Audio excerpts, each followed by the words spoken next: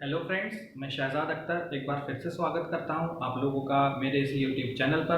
दोस्तों, पिछली क्लास में हम लोगों ने नाउन चैप्टर में काफ़ी कुछ पढ़ा। नाउन चैप्टर के बारे में हमने काफ़ी कुछ सीखा।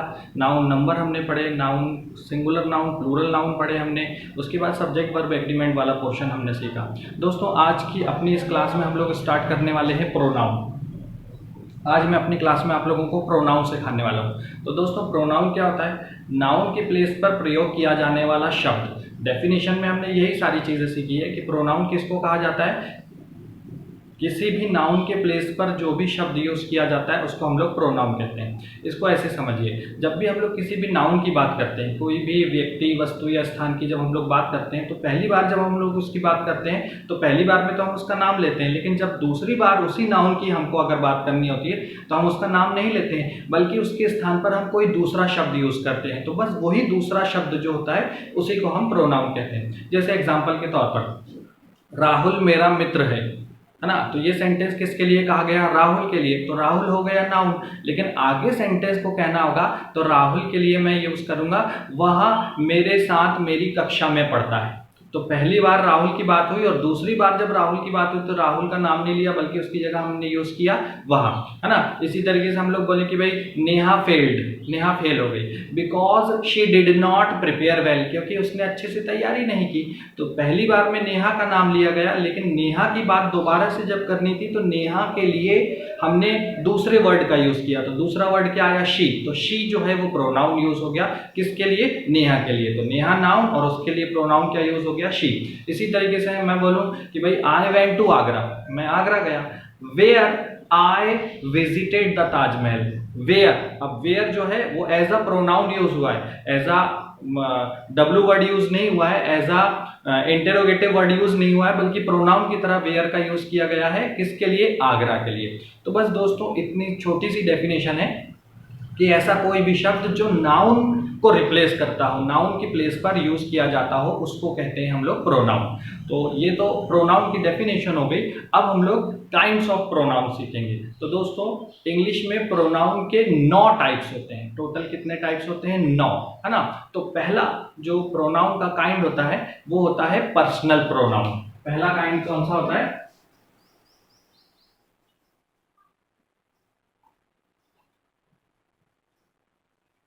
Personal pronoun. अब पर्सनल प्रोनाउन होता क्या है?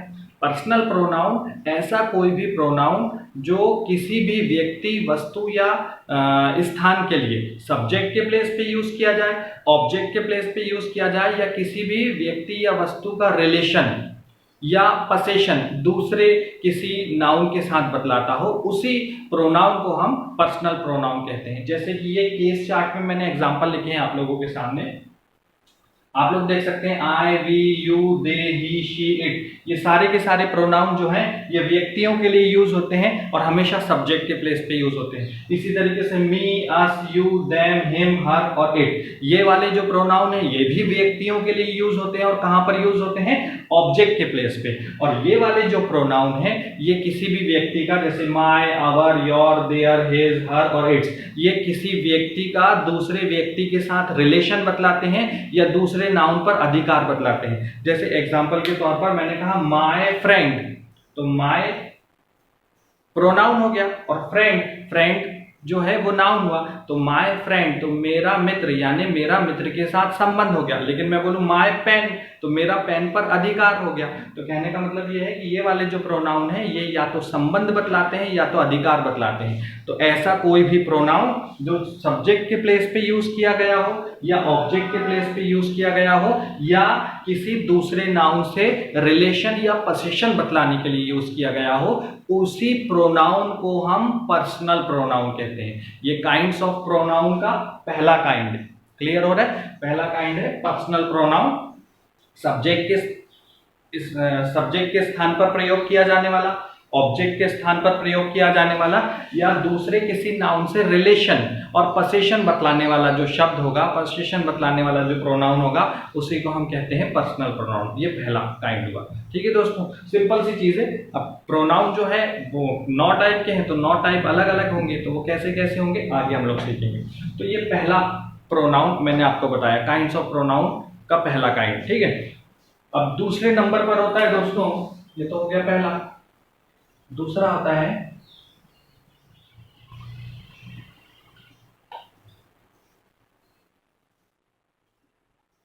Reflexive pronoun. इसी केस चार्ट से मैं आप लोगों को समझाने वाला हूं, इसलिए मैं इसको मिटाया नहीं, इसी से अपने को रिफ्लेक्सिव प्रोनाउन समझना है। तो रिफ्लेक्सिव प्रोनाउन क्या होता है? सेल्फ वर्ड लगा करके हम लोग जो नया वर्ड बनाते हैं, नया प्रोनाउन बनाते हैं, उसी को हम कहते हैं रिफ्लेक्सिव प्रोनाउन। अब सेल्फ वर्ड आप लोगों ने सुना है ना, my self, him self, her self, them self, यही सब क्या है? Reflexive pronoun. तो अब रिफ्लेक्सिव प्रोनाउन जो है वो पर्सनल प्रोनाउन से ही बनेगा।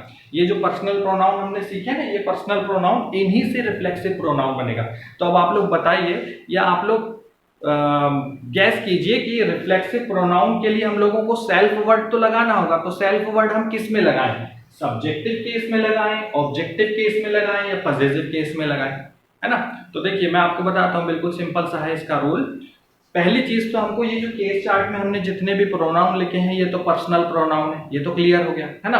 अब ये जो पर्सनल प्रोनाउन है, ये 3 पर्सन में बटे हुए हैं। जैसे हिंदी में पुरुष होता है ना, प्रथम पुरुष, मध्यम पुरुष और अन्य पुरुष, इसी तरह से इंग्लिश में भी पर्सन होते हैं 3 person, first person, second person और थर्ड पर्सन।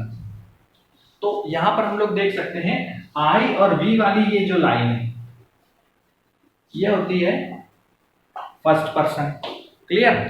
यू वाली जो लाइन होती है, इसको हम कहते हैं सेकेंड पर्सन। और इनको छोड़कर के जितने भी नाउन और जितने भी प्रोनाउन आते हैं, सारे के सारे थर्ड पर्सन।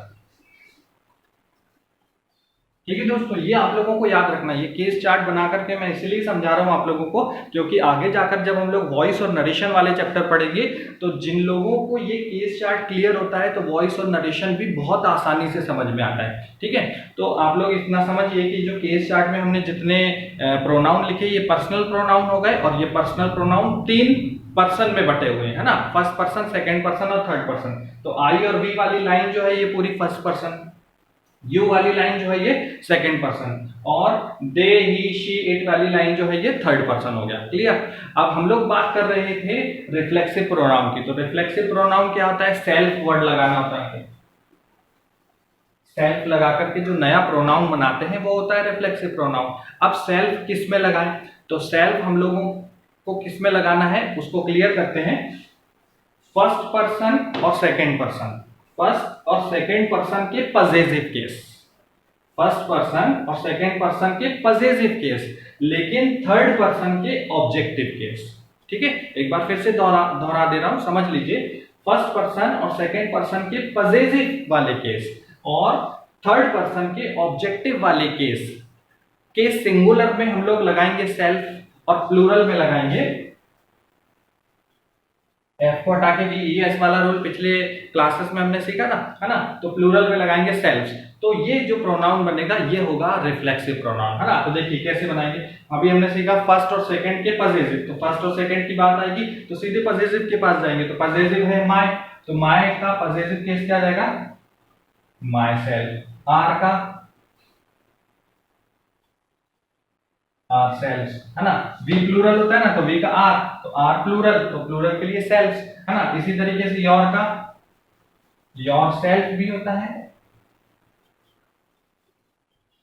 योर सेल्फ भी होता है। क्लियर हो रहा है दोस्तों? ये हो गई फर्स्ट पर्सन और सेकंड पर्सन की बात। तो फर्स्ट पर्सन और सेकंड पर्सन का पॉजेसिव केस जब बनाना था, तो रिफ्लेक्सिव केस जब बनाना था तो पॉजेसिव केस के पास चले गए। लेकिन जब थर्ड पर्सन का रिफ्लेक्सिव केस बनाना होगा तो थर्ड पर्सन के ऑब्जेक्टिव केस में सेल्फ लगाएंगे। तो थर्ड पर्सन का ऑब्जेक्टिव केस ये वाली लाइन, है ना। अब देम जो है वो तो प्लूरल होता है, दे का प्लूरल है ना, और दे प्लूरल है, दे का ऑब्जेक्टिव केस है और दे प्लूरल है। तो दे का देम, तो देम के साथ क्या लगाएंगे? Them selves.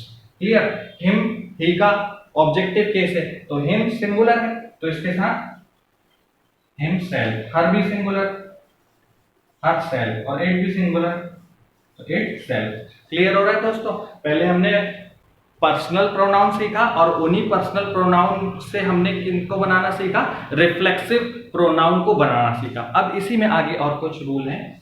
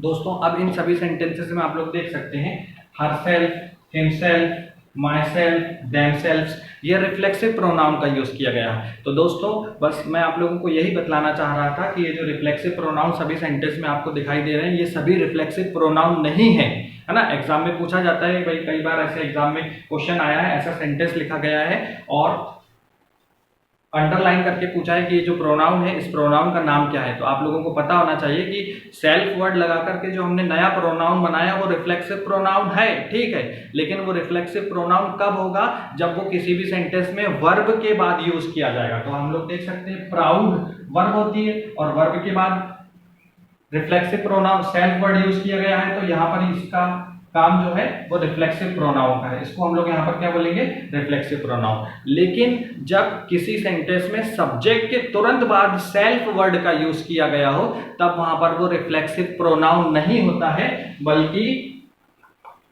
तीसरा हमारा काइंड होगा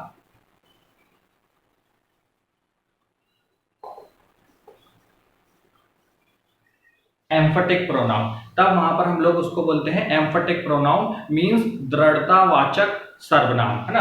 तो यहां पर आप लोग देख सकते हैं कि मोहन के तुरंत बाद हिमसेल्फ का यूज किया गया है ना। तो मोहन सब्जेक्ट है, तो सब्जेक्ट के बाद किसी नाउन या प्रोनाउन के तुरंत बाद अगर कोई सेल्फ वर्ड आता है तो वो होता है एम्फेटिक प्रोनाउन। लेकिन जब वर्ब के बाद कोई सेल्फ वर्ड आता है तो वो होता है रिफ्लेक्सिव प्रोनाउन। इसी तरीके से यहाँ पर देखिए आई प्रेजेंटेड माई सेल्फ, तो प्रेजेंटेड वर्ब हो गई, तो वर्ब के बाद माई सेल्फ का यूज किया गया, इसका मतलब यहाँ पर माई सेल्फ जो है वो है रिफ्लेक्सिव प्रोनाउन।